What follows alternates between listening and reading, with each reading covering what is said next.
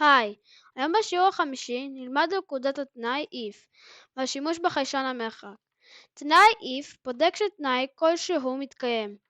אם הוא מתקיים, תבצע פקודות כלשהן. לדוגמה, אם אבדוק האם משתנה x קטן מ-8, אם כן, נגדיר ש-x שווה x פלוס 1, פקודה זאת מוזזת. חיישן המרחק הינו חיישן אולטרסוני שמודד מרחק על ידי שליחת גל קול במידת הזמן עד לחזרת הגל. דבר ראשון, נגדיר אובייקט בשם דיס שמחובר לספרייה Distance Sensor, נראה בהאב שהוא מחובר לכניסה C.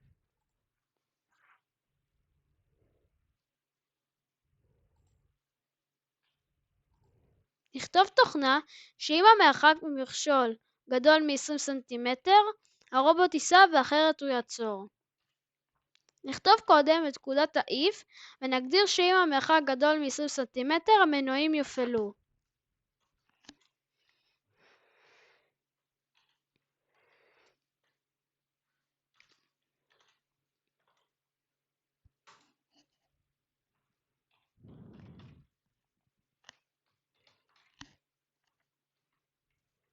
כעת נגדיר פקודה שבה אנחנו מחכים שהמרחק יהיה קטן מ-20 סנטימטר ואז הרובוט ייעצר.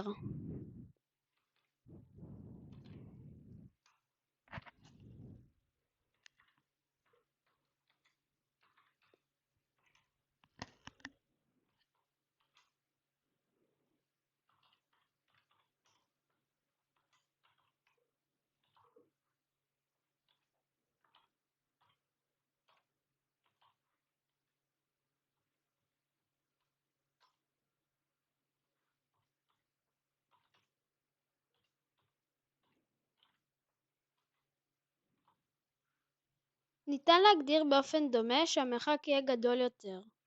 בואו נראה את הרובוט.